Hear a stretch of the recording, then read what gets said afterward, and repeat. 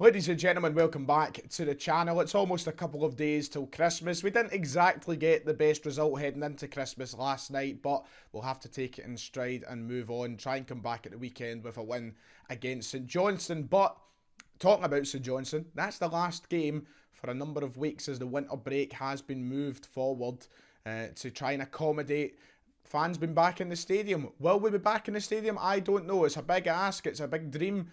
But we're going to talk about everything in regards to that winter break movement.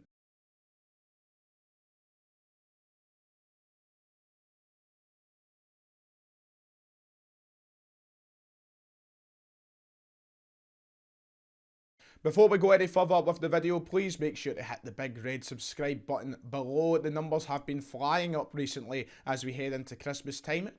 Count that as your Christmas present to me. I don't know, my Christmas present to you is this content. The Christmas present to me, press the red subscribe button. It's much appreciated. It helps me out big time. And make sure to hit the like button as well. Thank you all so much for the support heading into Christmas. So let's just quickly touch on last night. I went live when I finished work last night and gave my sort of reaction to the game. It was a bit laggy, it was a bit all over the place. Ultimately, I just finished a 9-hour shift. I'm also about to start another 9-hour shift. So as you can imagine, I'm a little bit worn out at the moment, trying to do everything at the one time. But the game wasn't great. Celtic weren't good enough, and there's no excuses as to drawing and dropping points to a St Mirren side that was, quite frankly, depleted and quite piss poor. We should have been better. We should have finished our dinner. We should have had goals, but ultimately that didn't happen. We dropped points, and now we find ourselves 6 points behind Rangers in the league table. I'm going to stress the point that I made last night on my stream when I done my match reaction. There has been this sort of knee-jerk reaction in a lot of people, including Celtic and Rangers fans, that the league is over, that's it, Rangers are going to win the league now, there's no hope in catching them. It's nonsense. There is going to be a lot of points dropped between now and the end of the season, between both sides, between both Celtic and Rangers. That's the nature of the league we're in now. Rangers have dropped points before, they will drop points again. Celtic have dropped points before, they'll drop points again. It's not ideal being 6 points behind, and we've certainly gave ourselves some form of mountain to climb, just a small mountain, a Monroe if you like. But we can do it. I still believe in Ange Postecoglou. I believe in this team, and as I said last night as well, my start of season expectation was never to see Celtic win the league. I wanted Celtic to win the league. I always want Celtic to win the league, but the expectation was to rebuild Celtic and get as close to the top of the table as possible. The league title would have been a massive bonus to Ange Postecoglou's first season. We've just won a cup at the weekend. Things are going well. We're in knockout stages of a European competition as well. Look, we've had worse seasons than this, and when we hopefully reinforce our team in January, we'll be able to charge on and go for it a little bit better for the league title. But we'll wait and see what happens. Last night wasn't good enough. It shows that we need depth in January, and maybe this winter break will allow now the process for Celtic to go and sign some players. So the SPFL did release a statement yesterday in regards to the winter break being moved. It's been brought forward. It will now start right after the Boxing Day games on Sunday and go through to, I think it's the 17th of January. It's around that sort of time. You're talking a 3-week period, the same sort of 3-week period that Nicola Sturgeon has given on the sort of 500 capacity crowds and the COVID restrictions, the circuit breaker if you like. Now, I was going to make a video on Tuesday in regards to that announcement, in regards to what it meant for football, but she drained the life out of me, Sturgeon. She really did. All sort of happiness in my life revolves around going to the football, and when you watch that being stripped away from you again for the umpteenth time and how many years, it's annoying, and you don't really want to make a video, but hopefully, big maybe, we'll see fans back in the ground in 3 weeks' time. And this is completely the right move. Now, we're going to talk about that debate and whether or not it was the right move to bring the winter break forward, but I don't see why it should be opposed. Football is nothing without the fans. We've seen that. We were watching glorified training sessions for a whole season last year, and it was nowhere near the same. Now, if there is even a glimmer of hope for us to be back in the grounds in 3 weeks' time, then I would rather take that chance and put the winter break on now, rather than go through 3 weeks of football without the fans there, then go through another 3 weeks of no football, to then having the fans back. 6 weeks you're talking. Why make it 6 when you can make it 3? Now, I understand that it's a big if, it's a big maybe, There's not really any certainties around it. We have no idea whether or not Sturgeon's 3-week proposal will be a truthful 3-week proposal. We've heard 3 weeks before. We've heard 3 weeks back in March 2020. We heard it shortly after that. We heard it through lockdowns 1, 2, 3, whatever. 3 weeks was always the given number. 3 weeks suddenly turned into 2, 3 months, and you know, I don't really trust anybody when it comes to telling us anything about this anymore. But I think this time, because of the vaccines, because it is winter as well, we will have a realistic chance of seeing fans come back into the grounds. I'd rather take that chance and put the winter break on now. Stay tuned as well. We're going to be talking about the rescheduled games for Celtic, where our games have been moved to, what it means for those games, and also the sort of situation regarding some players who may or may not be available for those games. There has been a big question over the availability of Kyogo Furuhashi, Tom Rogic, for example, and we're going to try and cover that and see what the situation is there.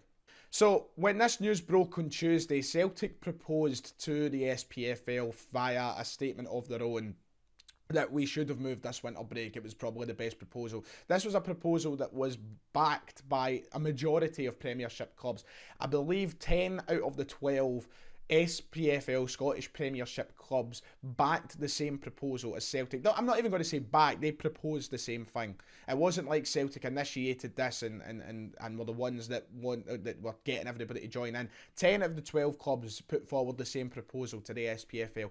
2 clubs didn't agree with said proposal and proposed that we kept going on with games the way they should be, which has obviously created a split within supporters in Scotland and what was the best idea. Now, Rangers fans opposing Celtic fans is of course the natural order. Celtic fans opposing Rangers fans is the natural order. That's the beauty of our rivalry. You know, we can't see eye to eye. If one says we need oxygen to live, the other is saying no, we don't. That's how this derby works. This is how this rivalry works. We can't agree on things. However, I think that if you are on the side of we should have played football the way that it could have been over the next 3 weeks with 500 people in the stadiums, including staff, may I add. So you're talking maybe about 350 fans or such.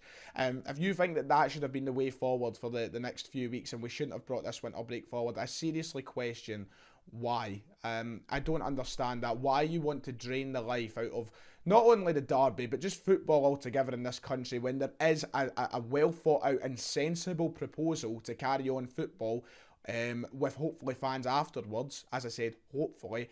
I don't understand why you would rather the fans out the stadium. Now, this part I've been flying around of Celtic running scared from the derby. Celtic have shat themselves. Look, I appreciate that as a wind-up because, trust me, if the shoe was on the other foot, I'd be winding up as well. Not seriously, but there is people who genuinely believe that the reason that Celtic are putting forward this winter break proposal to be over the next 3 weeks is so that they can have players back in time for the derby because they're scared and because they're feared of defeat against Rangers.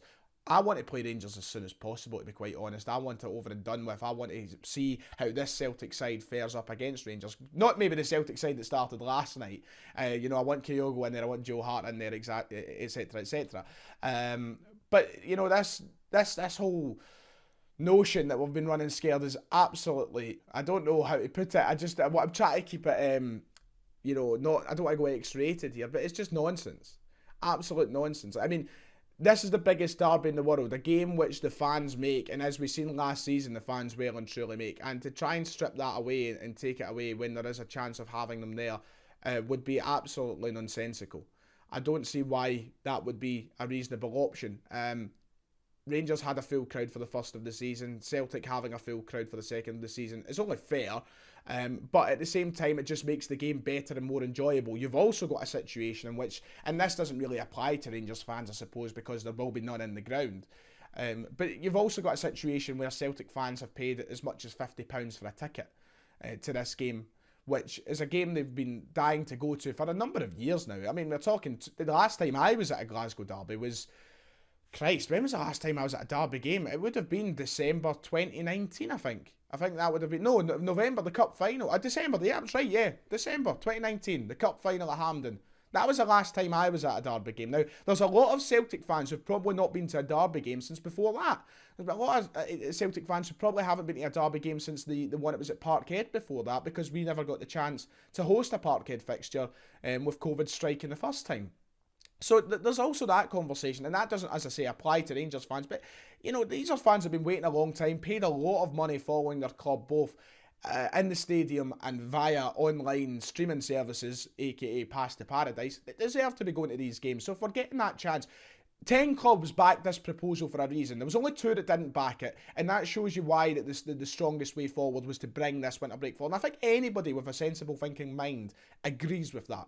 Agrees that this was the best thing to do. It had to be done for the sort of, I think, just the overall enjoyment of our league, to bring it forward, because fans need to be involved in this, not just this fixture, but every fixture. And to cap it at 500 is just an absolute sham, to be quite honest. So let's hope that we can get fans back in by the end of this 3 weeks. I'm not saying that's a guarantee, but I do fancy our chances more of seeing fans in the Old Firm for the 2nd of February rather than the 2nd of January. It's also short memories for a lot of Rangers fans, I think. And I'm not meaning to come on here and launch an attack on the whole Rangers fan base in general. That's not what I'm doing here. I feel like there is a lot of sensible-minded Rangers fans out there who want to see a crowd at this game. But there are a lot on social media who just believe their own shite and will go against anything that Celtic fans have to say. It wasn't that long ago the UB were out with a banner saying, "Open the gates, let me watch with my mates," or whatever it was. I can't remember it exactly, it's not like I care. But they had a banner basically saying, "SNP, Nicola Sturgeon, get us in the fucking football grounds. It's been far too long. You're taking the piss. We want to go in and watch the games." But now at the first opportunity of shutting you out, not only this game you weren't going to be at anyway, but games at your own stadium, you're like, aye, okay, let's do that. You were all sharing the photos of that banner a few months ago. What's changed? Do you not want to go to the games? I just don't see why you should be opposing this proposal, because it just means that we're looked at number one. The fans are being prioritised here, because we're certainly not prioritised by the SNP or Nicola Sturgeon. No, we're fucking hated by them. So, the SPFL have put forward a proposal, and they've done something now. The other clubs have put forward a proposal, I should say, of moving this winter break to try and give the fans a little bit of hope. To see their team and be at every game and beat the games they've paid for on a season ticket after missing out for a year and a half. To suddenly oppose that, just for the sake of one-upmanship, I would say, maybe, it's just absolute nonsense to me. However, the games have been moved. The fixtures that were scheduled for after Boxing Day have been reorganised. Celtic were meant to take on Hibs, I think, next Wednesday at Celtic Park. That's been moved forward to the week of the 16th or 17th of January. I think it starts 17th or 18th, around that time. I'll have the vision on the graphic on screen. And the Derby match, of course, has been moved from the 2nd of January to the 2nd of February, which means, if you haven't noticed already, for the first time in almost a decade, we will have a midweek late kick-off Glasgow Derby match. That is unbelievable.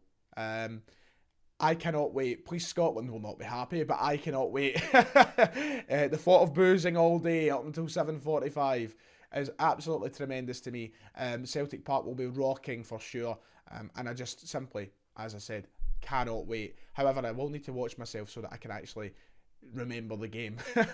I would get started in all the nonsense that, surrounding the political side of it.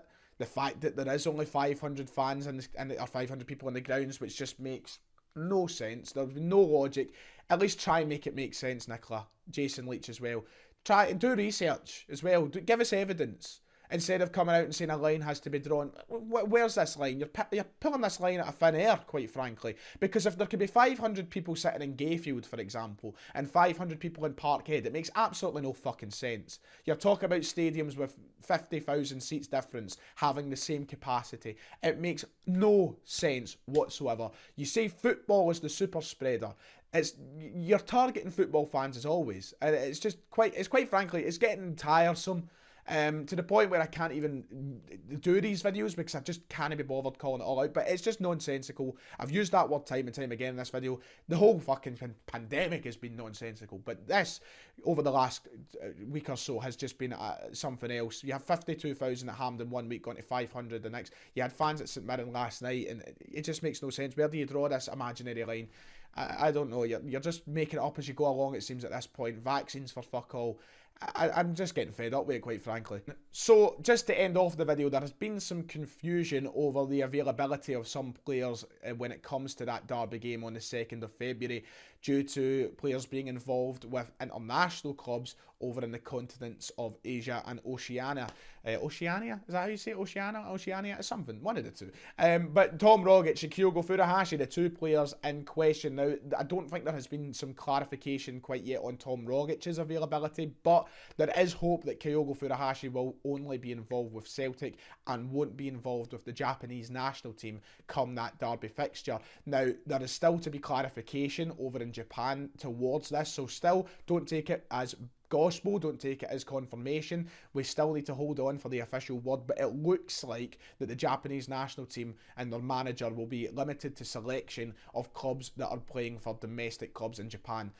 The Japanese J-League, for example, which means Kyogo Furuhashi may not or shouldn't be available for selection come that week of games. That is yet to be absolutely confirmed as far as my understanding goes, but it looks to be the situation the Japanese national team find themselves in. That also means if we do sign the likes of Daisen Maeda, Ryo Hatate, Iraguchi, if we sign these guys, it also means that they shouldn't be getting selected for the Japanese national team, as they will not be domestic-based players anymore. They will be playing for Celtic. I don't know what the situation is on those guys. That's just the three names we've been linked with, but it's just for talking sakes. If we do sign them, they should be available for the games come the rescheduled fixtures against Hibs and Rangers. Hopefully that stays the case and remains the case, because we really need those guys.